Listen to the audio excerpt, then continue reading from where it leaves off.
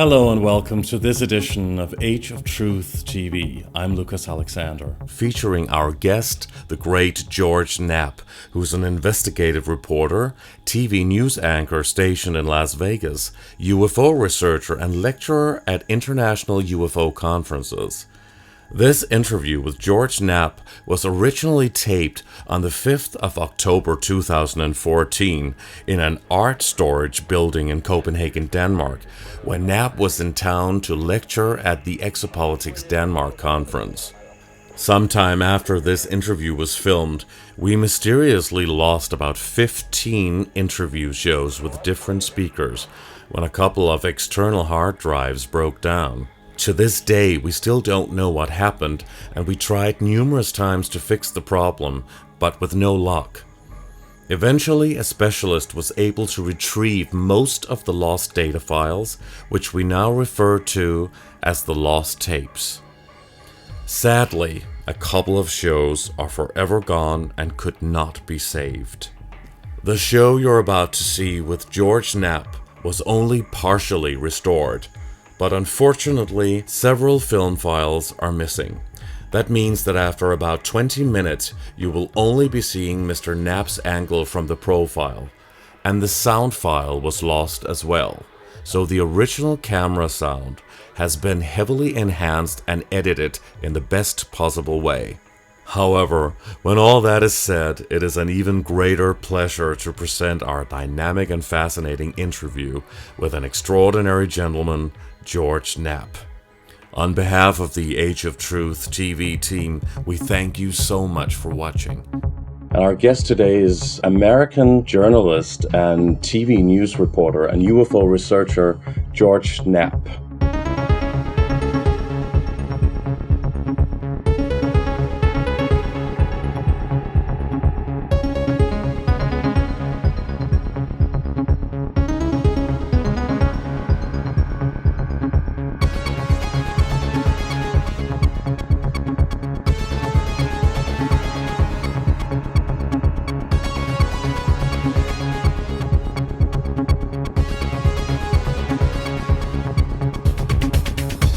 George Knapp, thank you very much for joining us for this interview for Age of Truth TV. Good to be here, Lucas. Good to meet you. Great, and welcome to Denmark. Thank you. It's a beautiful country, beautiful city. Yeah, is that the first time you've been here? First visit, yeah. I'm very impressed. It's a long way away from Las Vegas, huh? Culturally, geographically, yes, in a lot of different ways. It's very different from my home city, but I'm really glad to be here. I hope I get the chance to come back. I was born in New Jersey on the East Coast, and then I grew up in Northern California mostly. I moved to Las Vegas in 1979 at the suggestion of some bartenders I met who were the craziest people I had ever seen. And they said, hey, you should go to Las Vegas and get into television. And so on a whim, I moved there. And it was a fascinating cultural shift to go from Berkeley to Las Vegas, a much different city. A wild, crazy place, isn't it? It's a wild, crazy place. And for a newsman, for a journalist, there is hardly a better place to live. I mean, other than Washington, D.C., there may not be another city in the world which is with as much news.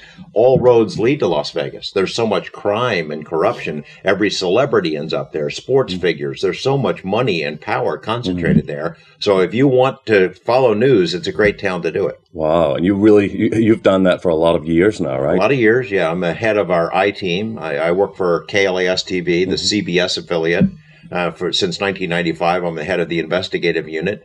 And they give me a great deal of freedom to basically investigate whatever I want. One of the things I've investigated for a long time is the UFO topic. And you've become a bit controversial for doing that, actually. Yeah. And it's kind of eye-opening because not a lot of reporters are talking about these things. And you're actually allowed to talk about it on the air. And that makes you a little bit interesting and different from a lot of journalists. It's unusual because, most journalists, they have one topic one day and the next day they're assigned to cover a bank robbery or a city council meeting or something like that.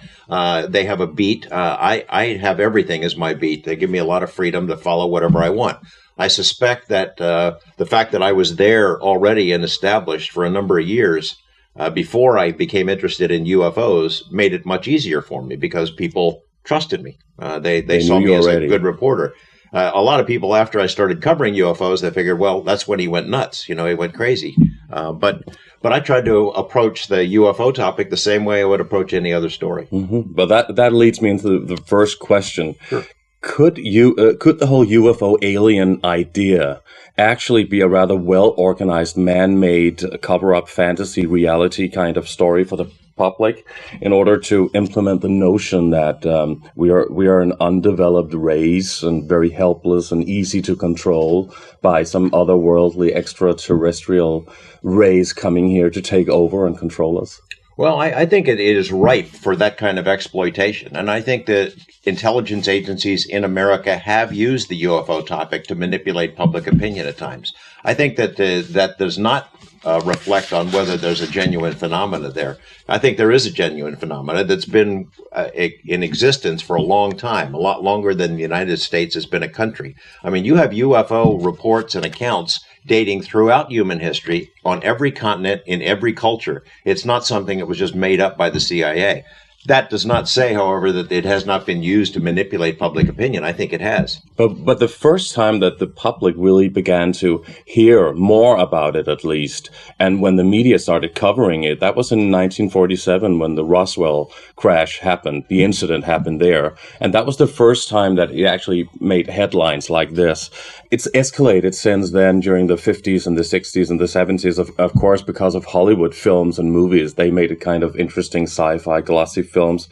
Do you think that the whole media attention has kind of blurred the picture, that maybe it's just a cover-up, maybe to implement a new world order strategy by politicians? Yeah, I suppose that somebody could have thought that and had an idea that they could pull something like that off. But I think the UFO phenomena exist independent of political machinations. I mean, people are really seeing these things. They're really happening, and they've been seeing them for a very long time. And they see them in every continent and every culture in every country of the world. And it's not something that's just manufactured by, say, the American government or the Russian government. The most persuasive evidence for me is, and this is really what hooked me on the topic, is the paper trail, the documents that were written by the American government for internal consumption, classified materials that were written between agencies. The Air Force tells the CIA, the FBI tells the White House that they behind the scenes, before we had any public records laws, these reports were written that said, this phenomena is real. These craft are real. They're from somewhere else. They're not American. They're not Russian. They come from somewhere else. They can fly circles around our best technology. These were documents that were written that the public was never supposed to see. And they were written in candid terms. And it was only after the Freedom of Information Act in the U.S. was passed in the 1970s that we were allowed to see some of this. And up until that time, if you asked the FBI or the CIA, and I have, for their UFO files, they would tell you, we don't have any UFO files. That law forced them to cough up some of these files. And those files are, I think, pretty candid in describing a phenomena that's been around a long time. I can give you an example. The United States Air Force had it was a textbook being used at the United States Air Force Academy, teaching our best and brightest military students about avionics and aeronautics. And they had a chapter in this textbook that mentioned about UFOs. They said, in the course of your career as a pilot, you're likely going to see one of these things. And it laid it out. We believe there are 4 races from other planets visiting our planet, that they come in all these different kinds of craft of different shapes and sizes. They can do things that our technology cannot do. When UFO researchers found out that chapter was being used, it was pulled out of the curriculum. Freedom of Information Act? Yeah. Really? Well, it was in there? Well, it was in the textbook at the Air Force Academy in Colorado. It was being used there. Do you think we can rely totally 100% of what we can read in the Freedom of Information Act? Oh, absolutely not. For one thing, I think probably the most sensitive documents are never released at all. They're never put into the system. We know, for example, the Air Force had something called Project Blue Book, which was a study of UFOs. It was a sham. I mean, it was a public relations exercise. It was a lie. It was created to make the UFO mystery go away and explain it so people wouldn't take it so seriously. So yeah, a lot of games are played with files of that sort. But as I said, the files that were of most interest to me were the ones that were written before there was such an act. that they're legitimate files that were real, that were released later, that the government did not want. How far back are we talking? Well, late 40s, 48, 49, right in there. When that was after the Roswell Right crash. after Roswell, when the UFO phenomena was the first big explosion of activity. That's not when the UFO phenomena began. That's just when we generally attribute it as the beginning of the modern era. But there were UFO reports for decades and centuries before then. That's just when we think that the modern age began. Mm-hmm. So some of the files could be put in there, placed there, in order to, well, distort people's view of things, or tampered with some of the files. It could be actually also an implemented hoax. Or I suppose so, but except for the fact that people really are seeing these things. Could that be military? Where is this technology that existed in the 1800s that these flying discs could exist back then? Where are these classified projects that were in the 1920s, 1930s, 1940s? The first UFO reports in the modern era were actually in World War II. They called them Foo Fighters. When our planes were seeing these things buzzing around, we thought they were Japanese or German. The Germans thought they were ours. They were neither. They could do things that our planes could not do, and it was a genuine mystery back then. That was not created by the CIA in a report. That really happened. We have newspaper accounts and things of that sort from what people saw. We have cave drawings that look like flying saucers from way back when. Mm-hmm. We have, during the Middle Ages, they drew pictures of what looked like flying saucers and aliens. We have Native American cultures dating back centuries that have drawn the same kind of things. It's not the same as modern media reports, but it's an equivalent. What do you think is the absolute best evidence that we have, in your opinion, of UFO existence, which include, of course, aliens, meaning UFOs, with extraterrestrial beings from another world inside?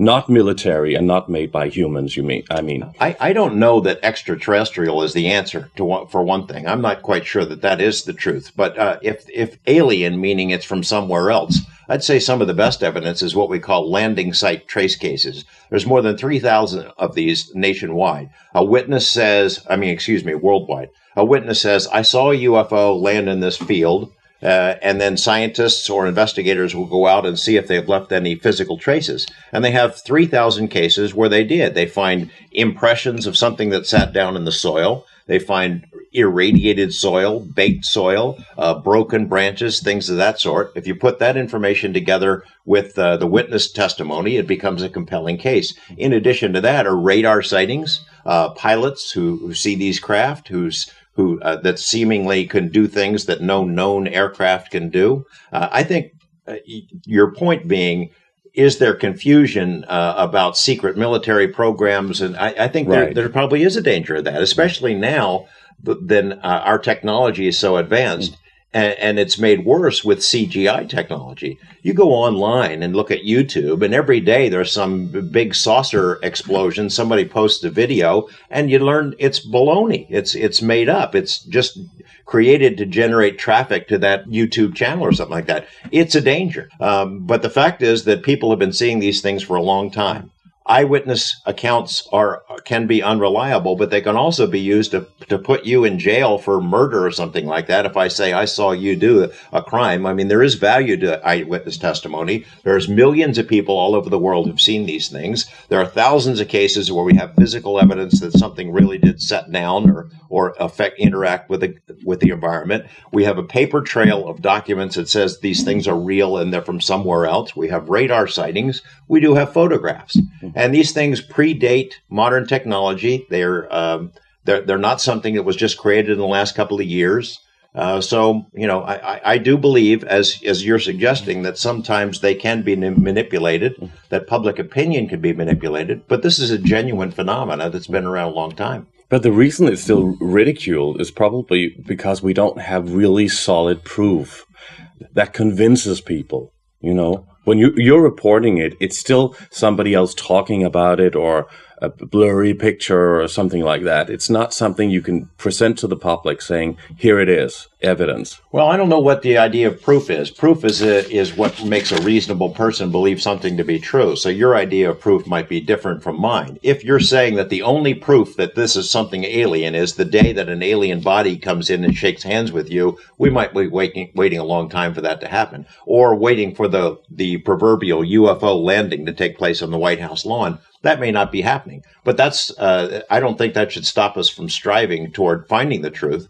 And it makes you wonder about the motives, if these are visitors from somewhere else, why they don't just let us see them. Why don't land on the White House lawn? Why they don't announce their presence.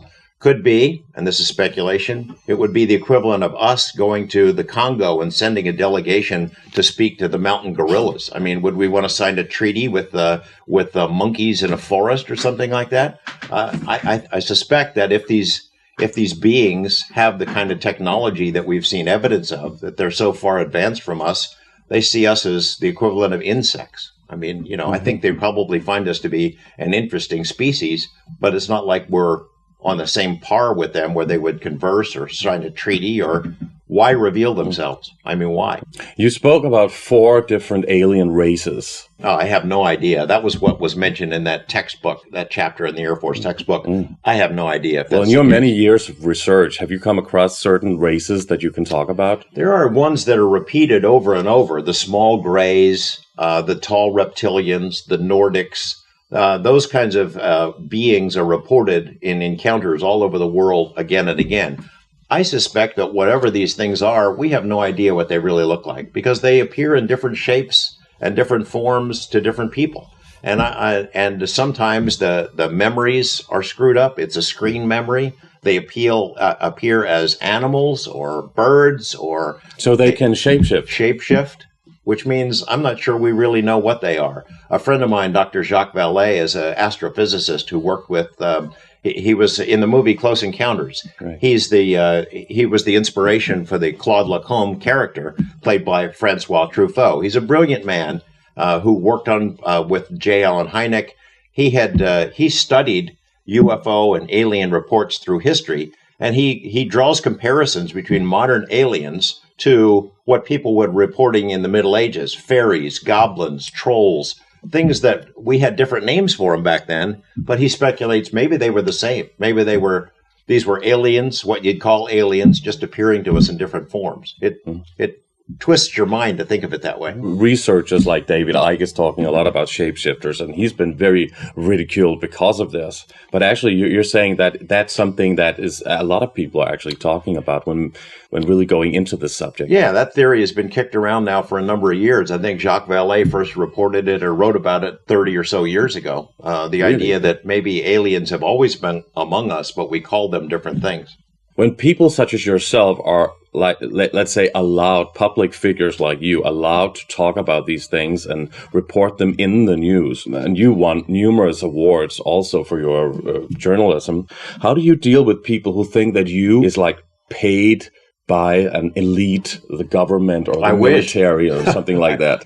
Ufology is a nasty little field. I mean, everyone suspects everyone else. It's backbiting and infighting and character assassination, and everyone carves out their own turf and believes their version of the truth is the only one. And so they attack other people. So they will attack Linda Howe or Stephen Greer or pretty much anyone who has ever written about it or talked about it. Have you ever had any problems or trouble or being warned about not talking about these things? No. I mean, I wish, I sometimes wish I would get the knock at the door, because it would tell me I'm on the right path. I'm upsetting the apple cart. Otherwise, I've come to think that maybe I'm telling something that someone wants to be told. Yeah, maybe they're using you to report this. I'm fully open to that. I'm fully open to that. I'm open to that possibility. All right. Yeah, I am. And I've talked to Bob Lazar about it. I don't want to jump too far ahead, but I've talked to Bob Lazar about the same thing, that maybe he was allowed to say these things in order to get this information out and see how the public reacts. Entirely possible. Let's now then talk about Bob Lazar, because he was the one who led you onto this world, actually. Right. Please tell us how you went from being this journalist on television, and then met Bob Lazar and what actually briefly happened there. Okay. There was a guy named John Lear who sort of introduced me to the UFO topic. John Lear was a CIA pilot. He had flown pretty much every aircraft in the world. His father, Bill Lear, had invented the Learjet and other things. John was kind of well known. He'd run for office in Nevada. He helped my TV station break a really big story, and that is the existence of the stealth fighter.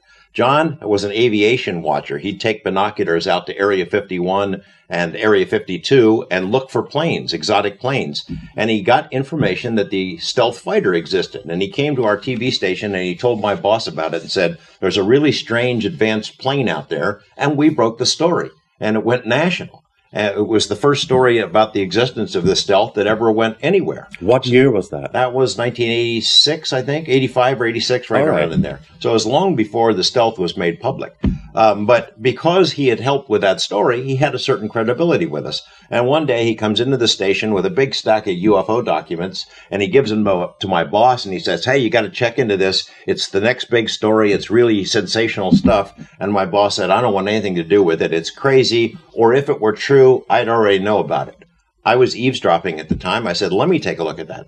And so I read through some of this material. I thought, well, this is kind of interesting. I'd never really paid any attention to UFOs, but I was producing a public affairs program at the time. It's one of these half-hour shows that runs at 6 o'clock in the morning that nobody ever watches. And so I said, come on my show. And I put John on and let him go. And he told his stories about UFOs and the big cover-up. That's pretty interesting. All of a sudden, my phone is ringing off the hook. People are calling in. Hey, who's that UFO guy? What the heck is this? I had John on the show a second time, and the response was bigger. I had him on a third time, and he dropped a hint that he knew somebody that worked at the secret base, Area 51, and that he hoped to get more information about it. I thought, well, I tucked that in the back of my head. That might be something interesting. Each time we had him on the show, the response was bigger. So I started reading about UFOs, and I realized, boy, there's a whole lot of nonsense in this field. There's a whole lot of stuff that's made up. It's of questionable credibility. There are a lot of nasty people in it who write things just to sell books and to get attention. So it was difficult learning curve to be able to separate wheat from chaff and figure out what's credible. Right. In the end, most of it is not very credible. But that kernel of truth, what's left over, is pretty interesting. And so I decided maybe I'll start taking a look at that. And so there came a day when we had a live interview that was canceled at the last minute. And I called up Lear and I said, hey, that UFO guy you were talking about at Area 51, does he want to do an interview? And he said, yeah. And we arranged to interview Bob Lazar. And we had his face blocked out. We used a pseudonym for him because at the time he was kind of frightened about what might happen to him if he came forward with this information. And he laid out the story. In a 5-minute interview, he said, I worked at S4, a base south of Groom Lake, at a secret facility built into the side of a mountain, built to look like it was part of the desert. And inside that mountain was 9 hangars, and in each one of those hangars is a flying saucer. And he said, it was our job to take them apart to figure out how they worked. We didn't build them. They were made somewhere else. He said the technology was beyond anything he'd ever seen. It was an antimatter reactor that created its own gravitational field. And for all intents and purposes, this technology was like magic. And so I let him tell that story. And afterward, we... Blurred face and all, we began an 8-month process of investigating him, his background, his claims, and the larger UFO story. We put together this 9-part series that aired on television. It was the highest rated show we've ever produced in Las Vegas, that's ever aired there. And because of the public response, I became sort of the UFO guy. I mean, that became permanently attached to my name, for good or bad. And it's been both. Still is, in a way. Yeah, right? in a way. You know, the public, everywhere I go in Las Vegas, I'm the UFO guy. People stop me in the grocery store and at bars, and I'm at restaurants, and they want to come up and talk to me about UFOs. And it's mostly because they want to tell me their story. They'll ask me, hey, do you really believe that stuff? And I'm not committed one way or another, but it's really, they want to tell me their story of what they saw. And it's amazing how many people have had their own experiences. That's not made up. That's not something that the government made up. They had these things, or other people in their family had these experiences, things that they saw in their own lives, in their homes, in their backyards, in the skies. So, while the public can't seem to get enough of this material, my colleagues in journalism, it drives them crazy. So they have beaten me up and pounded me away and made fun of me in editorial cartoons and columns. I don't care. It doesn't matter to me. I'm on television. You know what it's like. You're a public figure. So it comes with the territory. But what bothers me is that people would be willing to dismiss this without ever doing any research at all, without doing the basics of journalism, checking out sources, trying to verify information, reading background material to find out if there is anything to it. That bothers me about my profession, that people would be willing to dismiss it without ever doing the legwork to find out if there's a kernel of truth. But isn't that also because a lot of reporters are repeaters? Absolutely true. You're absolutely right. I mean, it's a sad commentary on our profession, but there's a lot of people who do nothing but repeat it, or they used to they'd call it rip and read, which is wire service copy. You rip it off and start reading the Associated Press something, exactly. And then you repeat that. Exactly. And I'm sad to say that still happens to some degree. I would be proud to say it does not happen in where I work. We're a professional news organization, and we pride ourselves in the kind of work that we do. And with the UFO topic, you have to be really careful. Because we have to be able to answer the kind of questions that you raise about whether we're being manipulated or whether we're reporting something that's absolute nonsense or fanciful tales. You know, we have to be careful. And now, being the UFO guy, you also get to travel all around the world, and now in Copenhagen for the Exopolitics Denmark conference. So, I mean, you get to go to a lot of places to do these lectures, and you become quite famous in this field, not just for being an ordinary news reporter. Obviously. Well, that's a double-edged sword, you know, because I worked long hours, as I'm sure you do. I work 60, 70 hours a week. In my job, so I enjoy having the time off. And I used to there's a UFO conference somewhere every weekend somewhere, and I'll get invited to 4 or 5 a month, sometimes 10 or 12 a year. I can't go to them. I'll go to 1, maybe 2 a year. Because I prefer to have the time at home rather than travel. I mean, it's nice. I'm glad I got to see Copenhagen, but you know, I turned down most of those invitations because it's too time consuming. You just talk about Area 51 for a moment, which you called the most famous secret place in the world, which is interesting. And of course, made extremely famous by television and films, big movie productions. And it became like this myth and surrounded by secrecy. Is Area 51 actually an underground secret base that some people claim is housing aliens under, you know, different levels under the ground, doing these in these laboratories, doing these tests and whatnot, cloning? Area 51 is sort of like a Rorschach test. You can imprint on it whatever you want, and people have. It is a real base. As far as I know, there's nothing underground there. It was created in 19... But you haven't been there. That's true, and they're not going to let me in either, I don't think. I haven't done them any favors. I'm not their favorite person. But as far as I know, and I've interviewed dozens of people who have worked there over the years, 50s, 60s, 70s, 80s, and beyond, in all kinds of capacities, technicians, scientists, military, guards, administrators. I mean, I've talked to all kinds of people who've been there over the years, who've given me bits and pieces of the same story. They have told me that there is no underground facility, but I'm open to the possibility maybe they're not there allowed is. to talk about it. Maybe. Yeah, it's entirely possible, but they've been very candid with me about other things that they're probably not supposed to talk about. Right. And I'm talking about them giving me things in confidence that they probably shouldn't. Maybe there is something underground. Other parts of Nevada, there are vast underground facilities, and I've been in them. And the Nevada test site is adjacent to Area 51. It's where the nuclear testing program was concentrated. It's the most nuked place on the planet. I mean, it's just been blown to hell over the years. But Area 51 was a very real place, created in 1955. The CIA found it. Lockheed, Skunk Works sort of developed it. It's where they first rolled out the U-2 spy plane, and then the SR-71 and A-12. It has been the location of choice since the 1950s for America's most secret military platforms and research. CIA Star Wars stuff has been tested there. They've done all kinds of sneaky secret stuff. So if you were to have a flying saucer, that would be maybe a place where you would take it. And that is sort of the lore that we built on in investigating this mystery. It's a very real place. It's very big.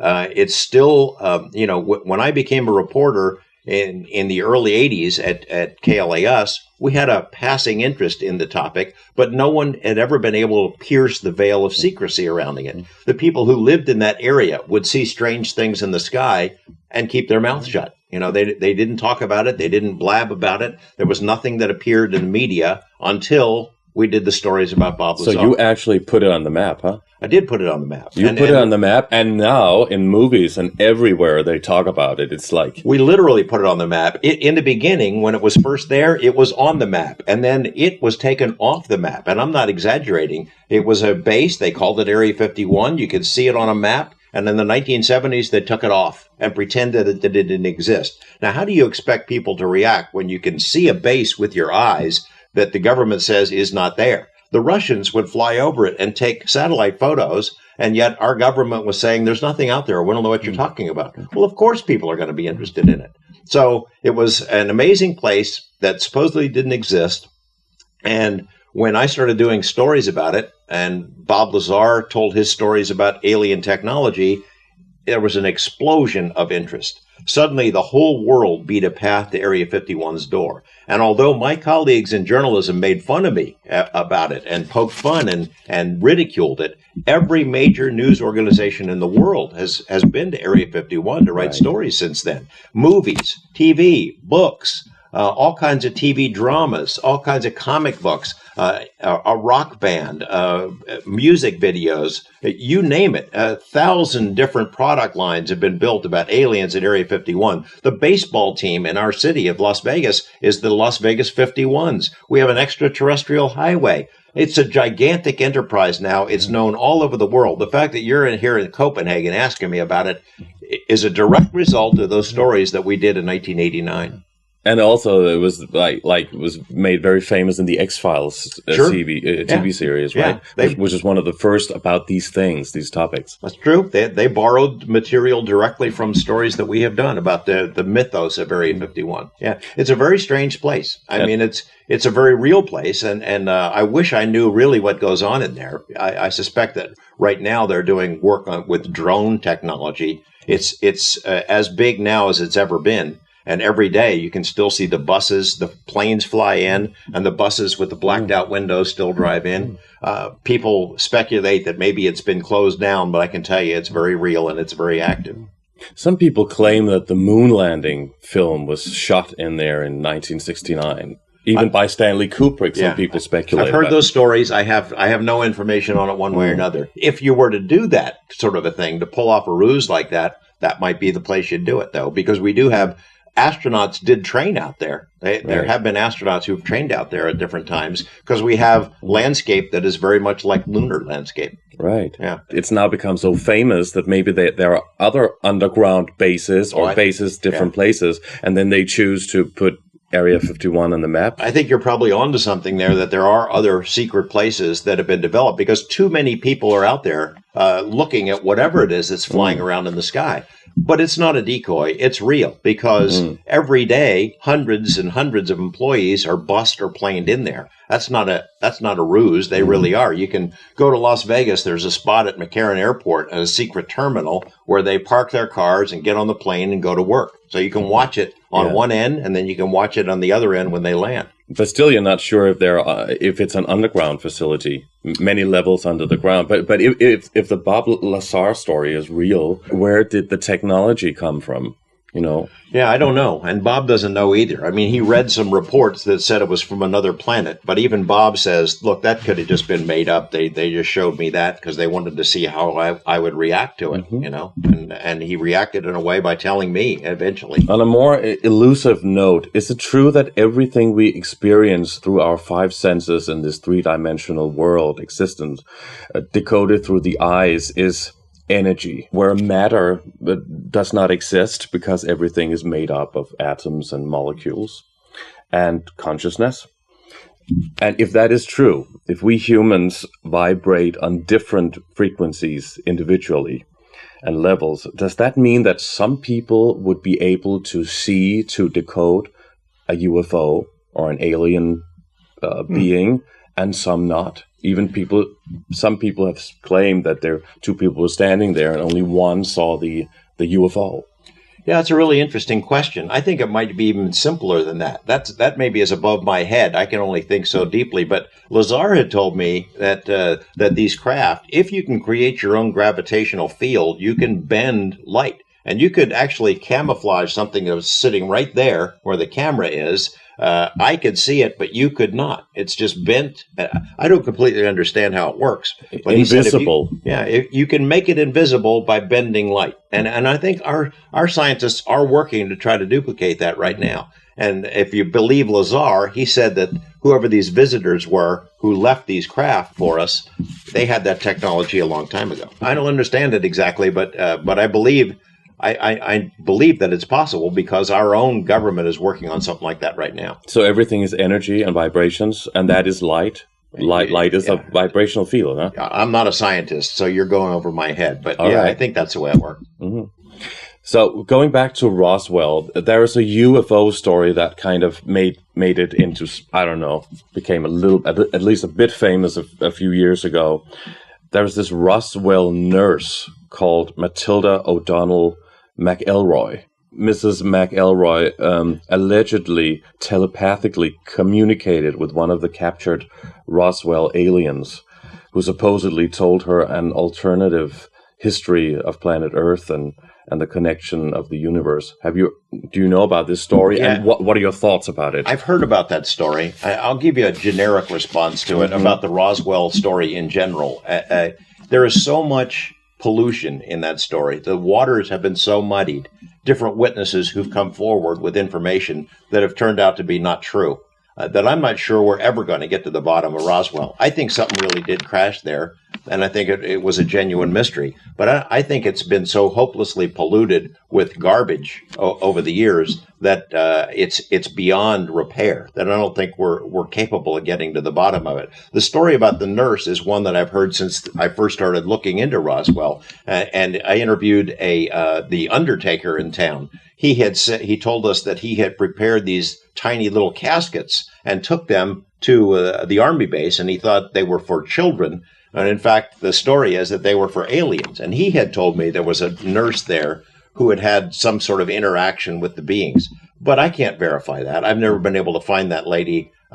In fact, I haven't really put that much trouble into it. I have heard from other researchers who have been down that path, who've worked on the Roswell story, that it is true, but I have no way to judge that. Do you think that the history of the world, what is presented to us and what they teach us in the schools, do you think that's the truth? I think that's entirely possible. I know that the American government distorts history all the time. I'll bet your Danish government does the same thing. They create their own reality. It's interconnected, right? Oh yeah, sure. I think so. There's some disturbing stuff that Lazar says he read in these documents, these papers about how aliens had interacted with humans, that they may have done some genetic manipulation along the way. I'm intrigued by that. I don't know that it's true, but I'm intrigued by it. And I think if that were true, it might be a reason for a cover-up. If you were to tell people, hey, you're the product of aliens, it's one thing to say, I want the government to open up and disclose what it knows about flying saucers. It's another to say you were made by aliens, or you're food, or this is a slave planet, or something like that.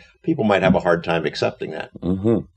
How about, do you think that mind control plays a part in all of this? And, a kind of either MK Ultra, which was made very famous, or do you think it's like a collective indoctrination or mind control? I think it's an element of it. The CIA has admitted that. Again, going back to the documents, the paper trail, they've admitted in some of that they've manipulated public opinion. There was something called the Robertson Panel that was created in 1953. It was right after the first big wave of UFO sightings, and the CIA convened these scientists that just said, hey, we need to do something about this UFO stuff before it gets out of hand. And the Robertson panel looked at UFO evidence. They said, well, we're not so sure that the UFOs are a threat, but what is a threat is the continued reporting of UFOs. Maybe the Russians would come in and stampede us, or create public panic, or manipulate public opinion, use UFOs to scare us or manipulate us. So we need to strip UFOs of their aura of mystery.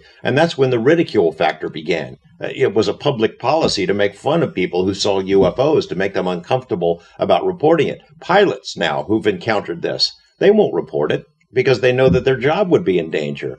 Same thing for military people. Same thing for a lot of people in my job. They wouldn't report that if they saw a UFO because they think it would hurt their credibility.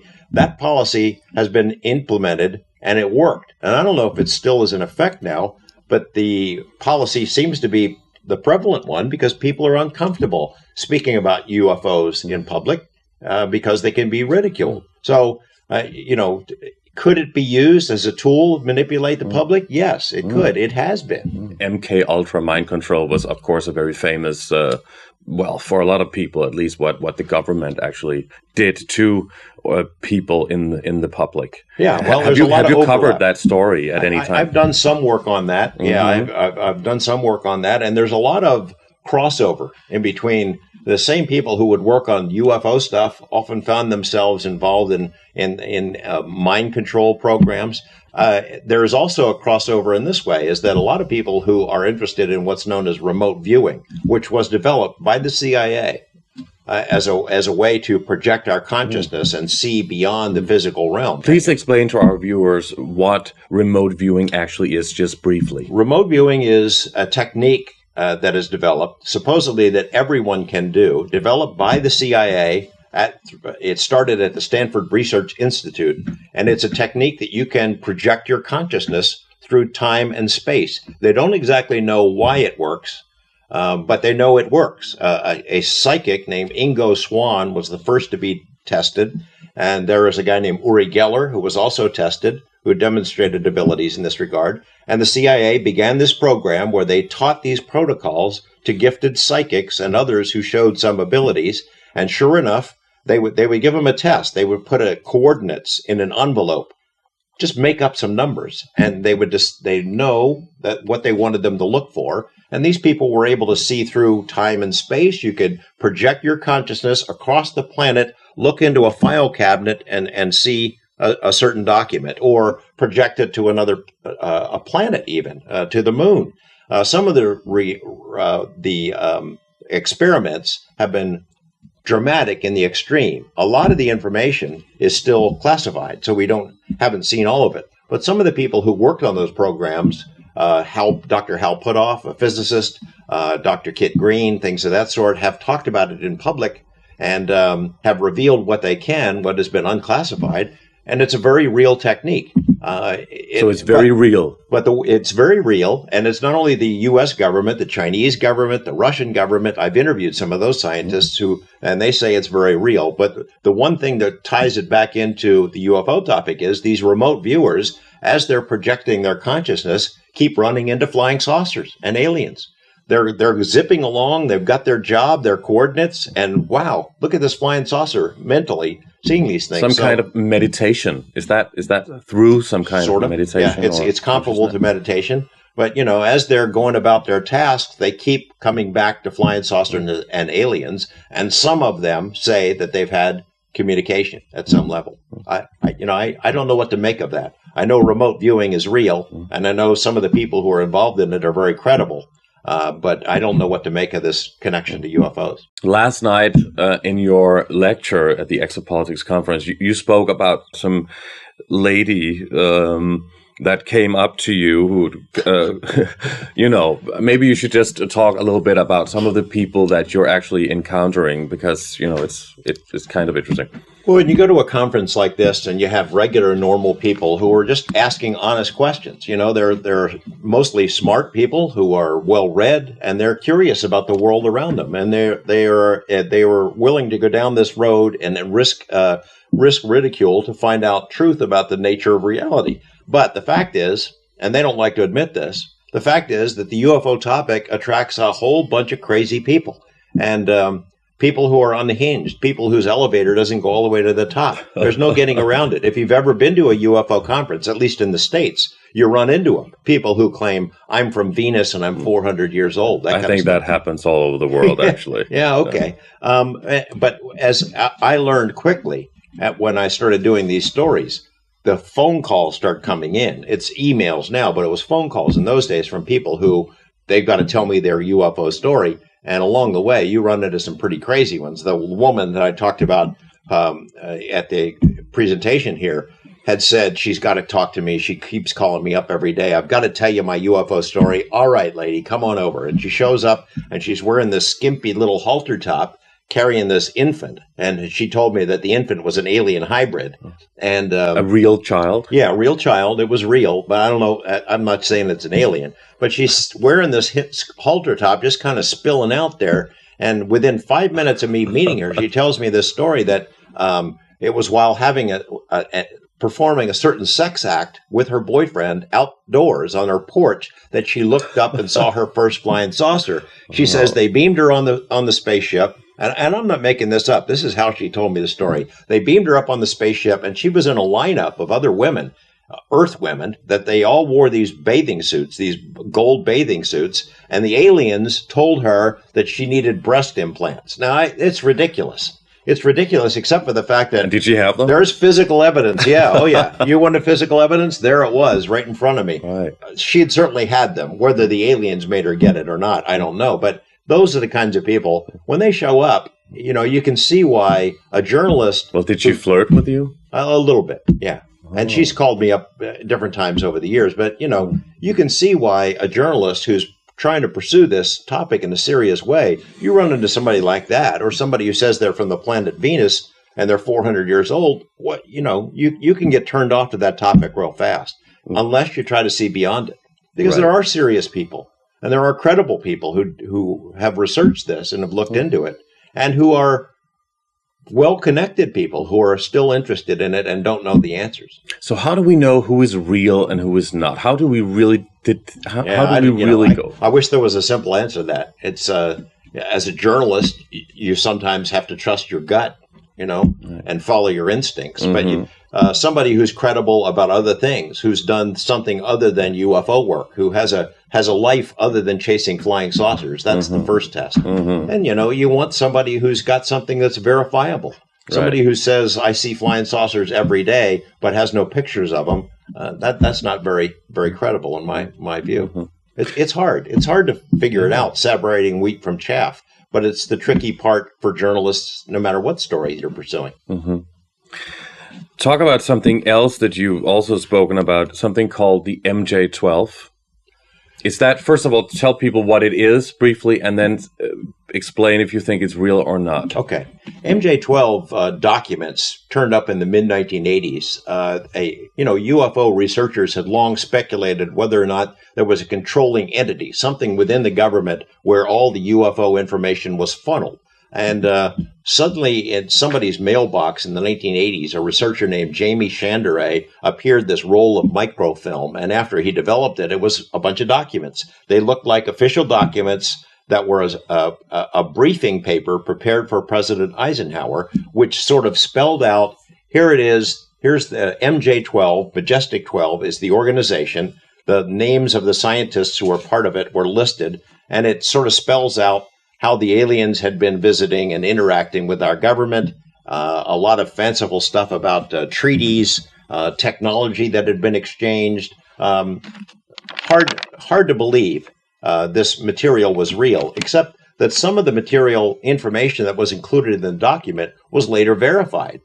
Things that were not known about members of MJ-12 purportedly turned out to be true. So within ufology, this was the hot topic for at least a decade, whether or not these documents were true. You had people like Stanton Friedman, nuclear physicist, who put his credibility on the line, who defends the documents as being real. I think most people in the field, most researchers, tend to think that it was, if not direct government misinformation created as a diversion of some sort, then it was created by UFO researchers to mislead the public or just to make money. So that could also be a hoax. Yeah, I think so. Yeah. Mm-hmm. So what's the story about President Eisenhower, who allegedly met with aliens in, what was it, 1952 or 3 or something like that? Something like that. I think he supposedly met with aliens at an Air Force base. In California? In California. And I don't know. I've never talked to anybody who has been able to verify it. I have no personal knowledge of it and no sources on that I'd say are credible. There are some people that that I think are pretty good researchers who think it's true. I just have no information on it. Okay.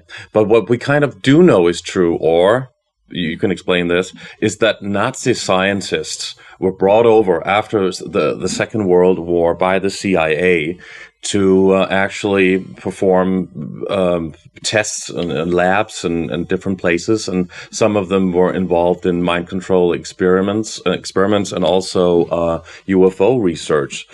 Please talk about some of that, and if it's true, you spoke about Otto Kraus. Is that true? There was an Operation Paperclip, which was a program under which the CIA brought a lot of ex-Nazis and scientists from Germany, and we were in sort of a race against the Russians. The Russians wanted these scientists for a military technology. And they were not prosecuted, right? Of course. They were not. Whether they were fervent Nazis or not is, I guess, a matter for debate. I suspect that at the time we wouldn't have cared if they had some knowledge or expertise that we needed. I don't think we cared if they were Nazis or not, and we would have looked the other way. A lot of those people did work on advanced technology. Some of those weapons that were seized from the Nazis were brought to Nevada, my home state, and were tested in a place called Wendover. Others were seeded out.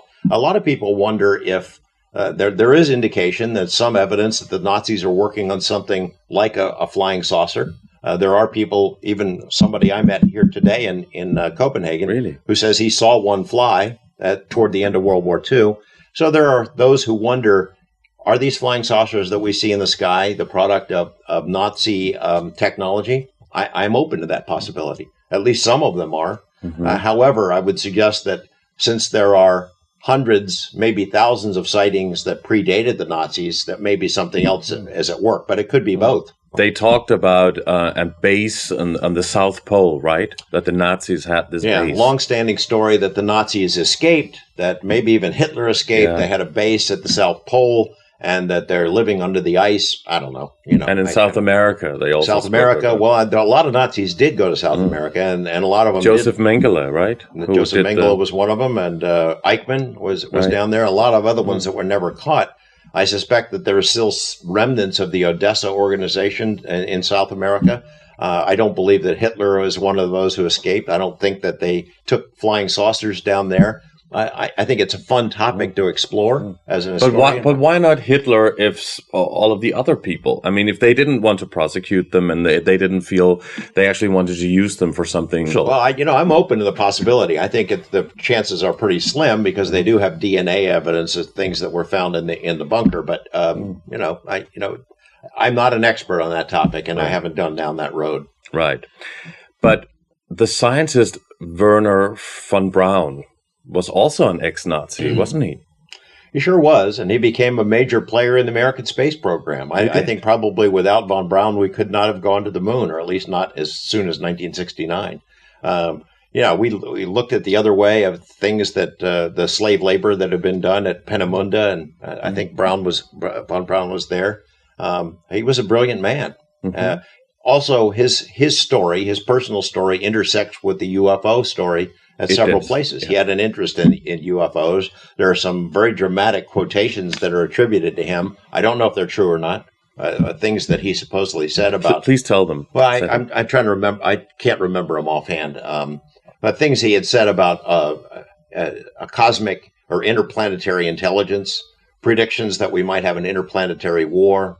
I think those were von Braun. I think that Dr. Carol Rossen actually said that because she worked under Werner von Braun, and she said that the last big weapon that they want to, use for the entire world was the idea of a staged fake alien invasion, holographic maybe, through Project Bluebeam. Yeah, I don't put it past them. To implement the New World Order. Yeah, I don't put it past them to pull something like that, to use a fake alien invasion as a justification for building Star Wars or some gigantic military spending program. I think that's entirely possible. But the question of whether there are actual aliens is separate from that. Right. It could be both. Of course. Yeah. Would you as a journalist, and would you be allowed as a journalist, now that you've spoken about UFOs a lot, would you be able to talk about some more controversial political topics, Like what? such as the New World Order strategy. Have you spoken about this? I could, if there was a Las Vegas connection. I'm strictly a local reporter. The reason I was able to report on UFOs is because Area 51 is sort of in my backyard. So I'm allowed to pursue that topic because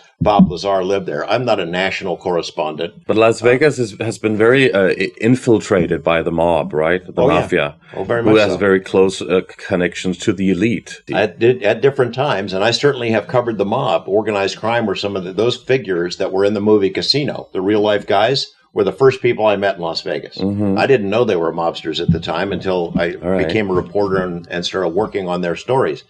There were very definite connections between the mob and the elite, between John F. Kennedy and mobsters, things of that sort. I think there were involved in his assassination, and I think there's some pretty good evidence for that. And but that's a whole other topic for another interview. I've done multiple series on JFK because he came to Las Vegas a lot. He would come there to chase women and have fun before he was president. And then he made 2 visits after he was president. And I think he had dalliances while he was there. He was sleeping with a woman who was also sleeping with Frank Sinatra, who was also sleeping with Sam Giancana, the head of the Chicago mob. That's a lot of, and we have reported that. I have reported that. I've also reported on the connections between some of the mobsters from Las Vegas and the assassination plots against John F. Kennedy, and because some of the same mobsters who are implicated in Kennedy's assassination were employed by the CIA to kill Fidel Castro. CIA came to Las Vegas and asked these mob guys if they would help kill Castro. That a lot of people believe that little conspiracy planted the seeds for what became Kennedy's assassination as well. I have reported on that. You have reported. I just haven't taken it to the New World Order. If there is a New World Order angle from Las Vegas and I wanted to pursue it, I think I could. But I don't know what it is.